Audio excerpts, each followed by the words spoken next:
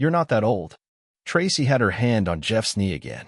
Same move she pulled last Christmas, only this time, she didn't care who saw it. Not Jeff's wife. Not our friends. Not me. She laughed too loud, leaned too close, said something about men aging like wine, unless they go flat first. Like Paul, she added, smiling. He's still got those eyes. Like a tired Tom Selleck. People smiled. The awkward kind. Jeff cleared his throat. Tried to shift. Didn't move her hand. I stood up. Figured I'd walk it off. That's when the heat hit me. Not the weather. Something behind my eyes. Like my skull was full of steam. My knees felt soft, not weak. Just disconnected. You okay, Paul? Someone asked. Yeah, I said. I think the sandwiches Tracy made are fighting back. Got a few chuckles. Tried to reach for my cup. Missed it by an inch. My fingers didn't work right. My gut twisted. I took 2 steps and the lawn folded under me. Hard ground. Cold breath. One eye open, the other refusing. I heard Tracy call my name, shrill, performative, like she was auditioning for grief before anything had happened. Paul? Paul, what the hell? People ran over. Hands touched my neck, my shoulder. Someone said, is he choking? Someone else said, did he drink too much? I hadn't. 1 beer, maybe 2 sips of wine. But I felt like I'd been hit with something heavy. Something internal. Sirens. Tires on gravel. A man in uniform asking how much I'd eaten. I couldn't answer. I could hear Tracy explaining, saying something about the heat, maybe the food, maybe Paul's been stressed at work, anything but the truth. I blacked out in the ambulance. Came to in a hospital bed. For in my arm. Machines blinking.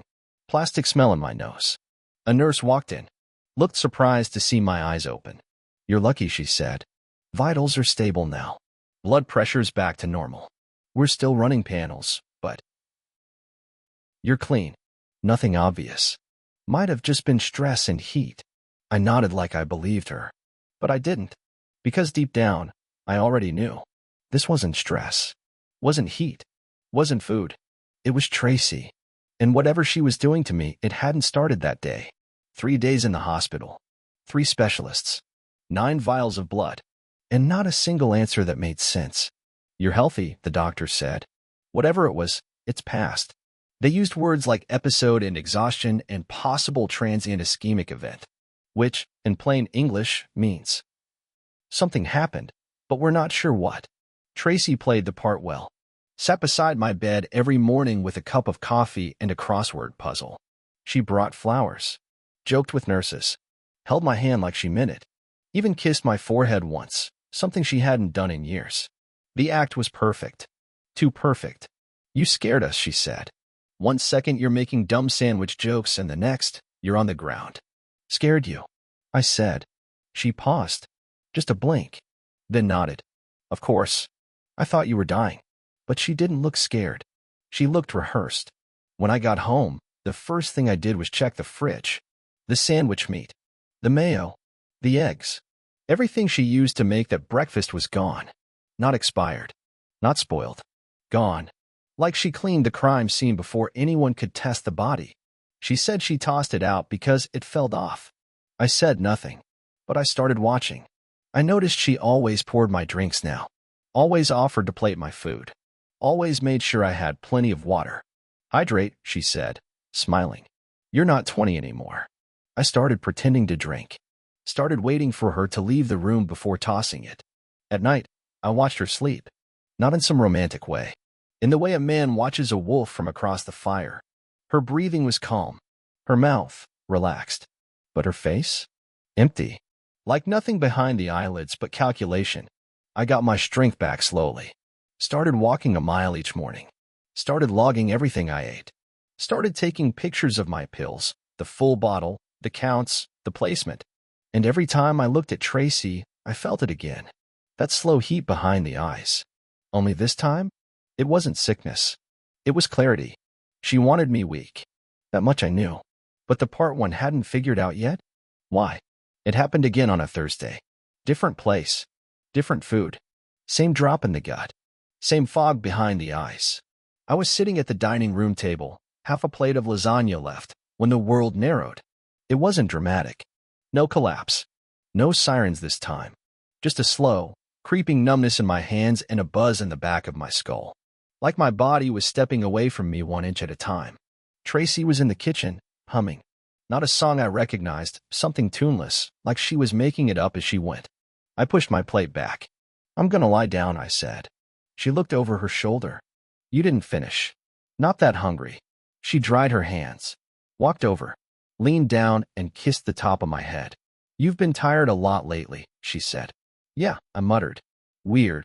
She smiled like a nurse checking on a patient she already gave the wrong dose to. "Maybe you should let me handle your meds for a while." That night, I pretended to sleep, waited until I heard her breathing shift. Then I got up, went to the kitchen, opened the drawer where she kept the backup bottles, found my blood pressure meds, counted them. 23 pills. There had been 26. I hadn't taken one in 4 days. I opened the bottle and poured one into my hand. Different shape, not by much, just enough. I grabbed my phone, pulled up the pill identifier, typed in the code. Not my prescription. Wrong milligrams. Wrong med entirely. I took photos, bagged the bottle, put the real one from the bathroom into my pocket, swapped the fakes back into the drawer, left everything the way I found it. The next morning, I told her I felt better, that maybe I just needed rest. Water. Vitamin D. She smiled again. That same smile. Like she'd won. Over the next week, I didn't touch a thing she handed me. Not drinks. Not plates. Not pills. I bought a mini fridge for the garage. Said I wanted to start meal prepping. She laughed. Said I was finally trying to get my body back. "You'll look good at the funeral," she joked. I made 2 calls that week. First to an old buddy from high school. Works as a pharmacist now. Told him I needed his help identifying something off the books. Second call. To a lawyer. Not for divorce. Yet. Just to talk about estate law. I started writing everything down. What she made. What I ate. What I felt. Built a timeline. Cross-referenced it against travel dates, guest visits, wine nights, and leftovers. Patterns started forming. She was careful, but not perfect. She always got bolder the closer we got to holidays.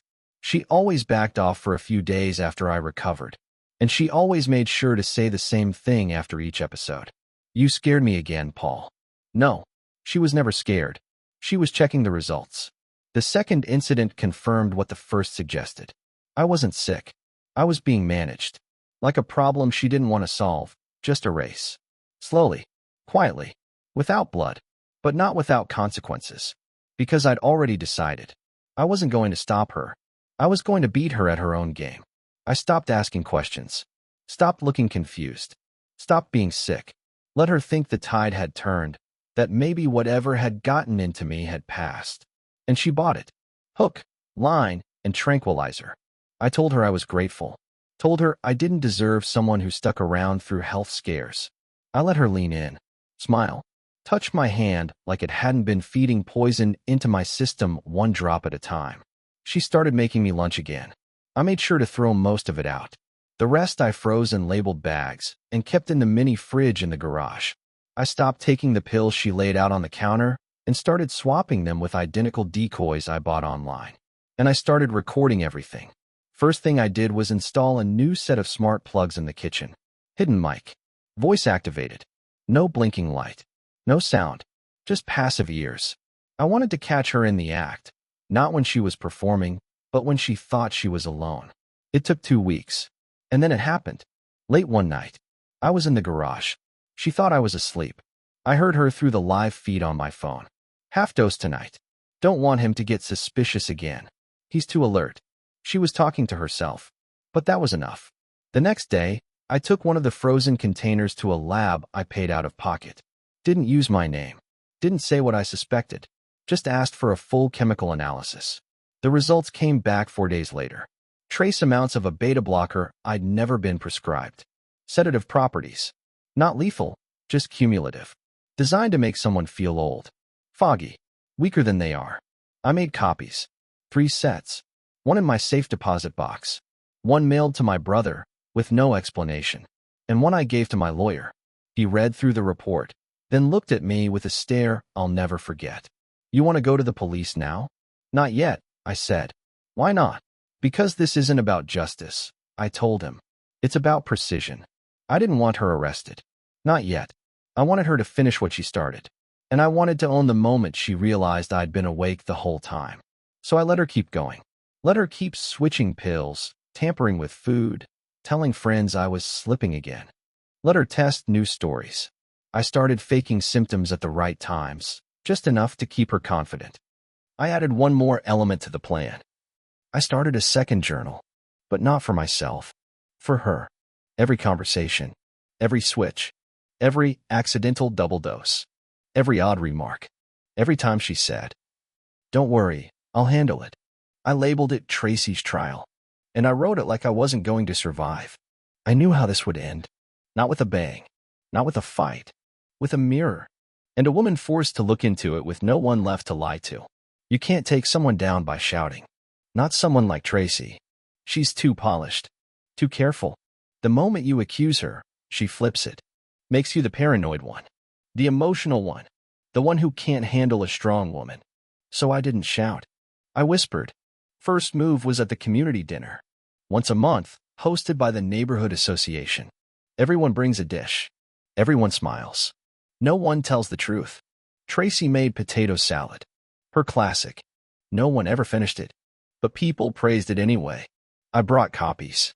Not of the report, not yet, but of the ingredient list from one of her special drinks. The one she swore was a detox smoothie. Gave it to me every morning for 3 weeks. I printed the ingredient list she kept in a hidden folder on her laptop. Left it in the bathroom, by the coffee urn, on the bench outside the door. I didn't sign it, didn't mark it, just let it sit there. People noticed. They didn't say anything, not to me, but I saw the looks. And Tracy? She noticed. Did you see this weird thing someone left? She asked later that night. No, I said. What is it? I don't know. Just a list of the something. Looked like food stuff. She tossed it in the trash, but her smile faltered. Next move came the following week. I sent an anonymous tip to a local podcast. Small-time show, Neighborhood Watch, run by a woman who loved drama disguised as civic engagement. I told her I was a neighbor. Said I suspected someone was poisoning their spouse. Offered to send redacted medical proof. She jumped at it. I gave her enough to raise questions, not enough for the police to get involved yet. And she ran with it. Did a whole episode on medical gaslighting and quiet domestic abuse. Never named Tracy. Didn't need to. Because in our neighborhood, everyone knew who was always talking about her husband's memory issues. Tracy got quieter after that. Stopped bringing me drinks. Stopped talking about my health to others. Stopped smiling as much when she thought no one was watching. I didn't confront her. I let the silence work. Let the doubt eat at her from the inside. She started checking her phone more. Started logging into her laptop in incognito mode. She thought someone was watching her. She was right. A week later, I left her an envelope. No return address. Inside, a printed screenshot of her own text to her sister about adjusting his dosage. A copy of the toxicology report. One line, typed, no name. It's not the dose that kills. It's the pattern. She didn't speak to me for 2 days. I let her sit with it. 2 days of silence. 2 days of thinking maybe, just maybe, her secret was out, and she didn't know how. She wasn't scared yet. Not really. But she was rattled. And that was enough. Because now, she was looking over her shoulder. And she hadn't even seen the real hit yet. The great thing about being underestimated is that people forget to guard the important stuff. Everyone thinks revenge is about confrontation. It's not. It's about paperwork. Tracy had always managed our finances. Bills, mortgage, tax returns. She insisted. You don't need the stress, she'd say. You focus on staying healthy. She was so proud of how organized she was. Passwords, files, spreadsheets. Everything tucked away neatly in cloud folders she didn't think I knew about. She was right. I hadn't looked. Not until I had a reason. I called up a man named James. CPA. Quiet. No online presence. Referred to me by a friend who went through a brutal divorce and came out smiling. James didn't ask about my marriage. He asked for logins. I gave them. I watched his face as he scrolled. 10 minutes in, he leaned back and exhaled like a man who found the rot in a wall that looked fine from the outside. She's got accounts you don't see, he said. 2 in her maiden name. 1 in Colorado. 1 offshore. How much? North of 200.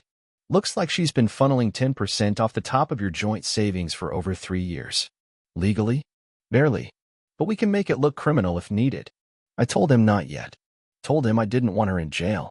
Not until she realized what it felt like to lose without seeing it coming. He smiled. The accountant version of a kill shot. We set up a trust. Silent. Sealed. Moved the deed of the house under it. Tied it to my name only, citing medical vulnerability as justification. Then we bled the joint account dry, penny by penny, into a new LLC. Shell company.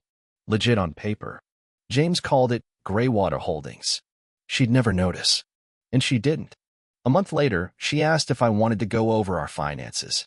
We should plan for long-term care, she said, touching my hand like she hadn't been slowly killing me for a year. You're right, I said. We should. We sat down. She pulled up the budget. Everything looked normal. Because I let it. Because the real money, the stuff that mattered, had already been moved. Next move was insurance. I met with a new rep. Changed the beneficiary quietly. Set up a new will. Removed her. Added my brother. Added the charity I'd always donated to quietly. I left her a single note in the draft. You'll be fine. Just not with mine. Tracy kept smiling.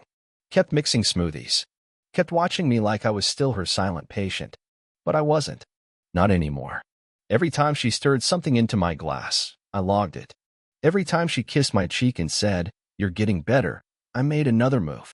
Because this wasn't a sprint. It was erosion. And by the time she noticed, there'd be nothing left to stand on. It was almost midnight when she said it. Fireplace burning low. 2 glasses of wine on the table. She sat cross-legged in her robe, swirling her drink like it held something heavier than Merlot. I was calm. Focused. My phone face down, but recording, always recording now. Do you feel better lately? She asked. Some days, I said. You seem sharper. Like your mind's coming back online. I nodded slowly. Maybe I just needed rest. She smiled at that. Not soft. Not loving. Pleased. You know, she said, setting her glass down, when you started going downhill, I really thought it would be faster. What would? Everything. Your memory. Your speech. Coordination. I read once that early onset neurological decline can feel like depression. You remember that? When you thought it was stress? I didn't respond. Just let her talk. I only ever gave you enough to keep you dependent, not broken. Enough of what? She tilted her head like a teacher humoring a slow student. You already know, Paul. She took another sip, settled back in her chair. The log shifted in the fire. Cracked. Her face glowed warm orange. It should have looked peaceful. It looked hellish. You didn't want to retire? You remember that? You said you had plenty left in the tank. And I thought, okay, if I wait around, we're both going to die broke. So yeah, I helped the process along. Slowed you down. Took pressure off you. Off me. You thought I was a burden. No. I thought you were too proud to admit when it was time to stop being useful. She leaned forward, elbows on her knees. I sharp. And let's be honest, Paul, you were slowing down. I just helped the arc curve a little more, gracefully. I looked at her, held her stare. She thought I'd be angry. Thought I'd shout. Maybe throw a glass. Maybe cry. Instead, I reached for the bottle, poured her another glass, topped mine off. So this was mercy, I said. She nodded once. Exactly. I never wanted to hurt you. I just wanted to protect what we had. It was never about hating you. No, I said. It was about removing me slowly enough that you wouldn't have to answer for it. She blinked at that. Just once. You don't understand it. I do. I stood. Picked up my phone. Stopped the recording. Saved it. Uploaded a copy to cloud backup. I walked to the kitchen. Put both wine glasses in the sink. Turned the water on. What are you doing? She asked. Cleaning up, I said. You made a mess. She didn't say another word that night. But I watched her eyes track me like a cornered animal. Because now? She knew. She just didn't know what came next. But I did. I didn't call the police. I didn't file a complaint. Didn't show up at her job with the evidence. Didn't scream at her in front of family. That would have made me look unstable. That's the trap. Because people like Tracy, they count on reactions. They want you to explode, to rage, to validate the version of you they've already sold to everyone else. I didn't give her that. I gave her precision. It started with her sister. I mailed a flash drive. No return address. No letter. Just a USB labeled in bold black ink. You deserve the truth. Inside? The audio recording of Tracy's late-night confession. How she drugged me. Why she did it. And how she justified it as helping me fade out gracefully. No edits. No music. Just her voice. Clean and cold. I got a response the next day. A short text from her sister. She told me you were paranoid. That you were confused. I believed her. I'm so sorry. That was the first fracture. Not in Tracy's story. In her insulation. Next, I went after her work. Tracy worked in PR. High and firm. All about image, trust, and keeping corporate hands clean. I created a private cloud folder. Uploaded the full confession, audio, timestamped photos, toxicology scan. No signature. No demands. Just a link. And I sent it anonymously to her department heads. Subject line. A matter of trust. Please listen before your next meeting. Within 48 hours, she was called into a reputational review. She came home seething. Tried to play it casual. You wouldn't believe the drama today. HR's acting like someone poisoned the coffee machine. I just nodded. People can be unpredictable, I said. She didn't answer. She stared too long at the floor like she could hear something cracking underneath her feet. She wasn't wrong. Then I invited our friends over. Not all of them. Just the close ones. The ones she'd manipulated. The ones who had checked on her when I collapsed the first time. Wine on the table. Dinner prepped. Music low. Tracy played the perfect host. She made dessert. Wore a soft blue dress. Smiled like a woman who still owned the room. And after the plates were cleared, I stood up and said, before anyone leaves, I want to play you something. I set my phone on the table. Pressed play. Her voice filled the room. Calm. Calculated. You didn't want to retire, remember? You said you had plenty left in the tank. So yeah, I helped the process along. I only ever gave you enough to keep you dependent. Not broken. No one moved. Forks stayed down. Wine glasses untouched. When the recording stopped, nobody looked at her. Not right away. Greg, our oldest friend, finally stood up. How long, Paul? Too long. He nodded once, then walked out. The rest followed. Not a word. Just silence and door hinges. Tracy didn't speak. Didn't cry. She just sat there, hands folded in her lap, eyes fixed on her empty plate like it might explain what just happened. It didn't, because she already knew. But I wasn't done. The next morning, I sent one more envelope. To the board of directors at the nonprofit where she sat as a PR advisor. Inside was a printed transcript. He was slowing down. I just helped the arc curve a little more, gracefully. Below it, a copy of a donation receipt she processed from our joint account during the week of my first collapse. Misappropriation of funds. Image damage in quote. 1-2 punch. She was asked to resign quietly the next day. Told me over coffee. They think someone's trying to smear me. I sipped mine. Maybe someone just knows you. She didn't argue. She just nodded, slow and blank, like she was starting to see the shape of the ending, but couldn't stop it now. What she never understood. I didn't need revenge. I just needed truth to echo loud enough that she couldn't walk into a room without hearing her own words play back in someone else's mind. You poison someone in silence? You die by whispers. You don't win this kind of war by screaming. You win it in offices. Over desks. With pens. With papers. With people who charge by the hour and kill with clauses. My attorney, the one I'd been working with in the background for 6 months, met me in a corner office downtown. Thick carpet. No music. No small talk. He slid a folder across the desk. Inside, everything Tracy thought still belonged to her. We've transferred the deed to your name, he said. Trust locked. Untouchable. Joint accounts. Drained. Paper trail airtight. She'd need a federal team to unwind it. Life insurance? Amended. She's not listed. Never was, technically. Pension? Allocated to your new LLC. Under your medical clause, she has no access. Then he tapped the last tab. Divorce papers. No warning. Delivery already scheduled.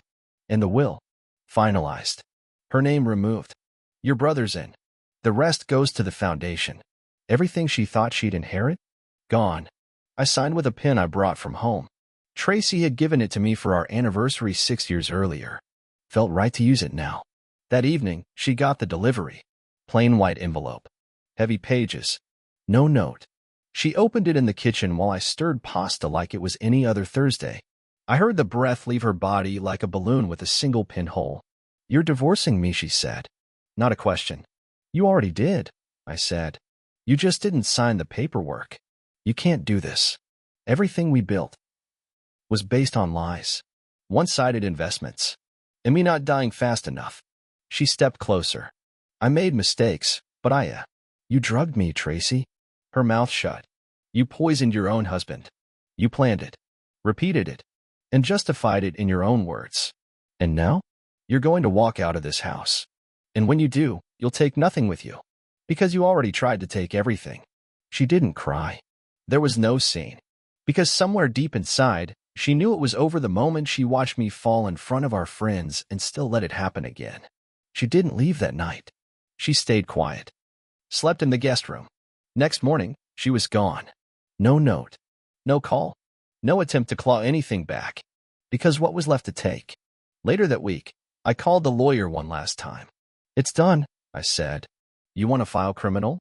I paused, then said what I'd been thinking for months. "No, this was never about putting her in a cell." Then what was it? Making sure she never steps into another man's life with clean hands. You want justice?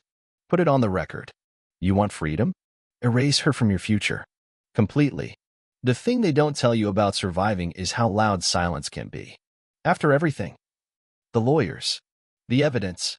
The dinners. The recordings. The lies. It ends like this. Quiet. She's gone. No texts. No emails. No dramatic last letter tucked in a drawer. She didn't beg. Didn't explain. She just vanished the way poison does. Slowly. Thoroughly. Without apology. People ask sometimes. The ones who heard pieces of the story. The ones who saw the fallout but not the fire. Do you miss her? Do you regret it? Do you think she ever loved you? I don't answer anymore. Because some questions don't deserve answers. Some people don't deserve the memory space. I kept one thing. The recording. The full confession.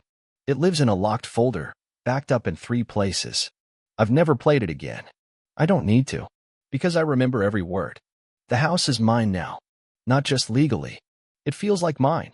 Clean fridge. No shared account passwords. No meal prep containers I didn't touch.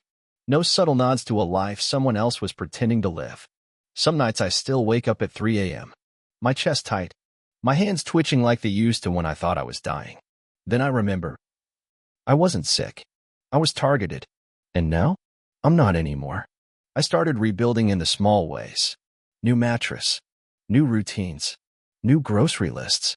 I take walks. I don't lock the liquor cabinet. I don't label my pills. Because I'm the only one touching them now. What did I learn? That survival isn't loud. It's not a speech. It's not a courtroom. It's a quiet kitchen where everything stays where you left it. It's waking up and knowing no one's slowly erasing you.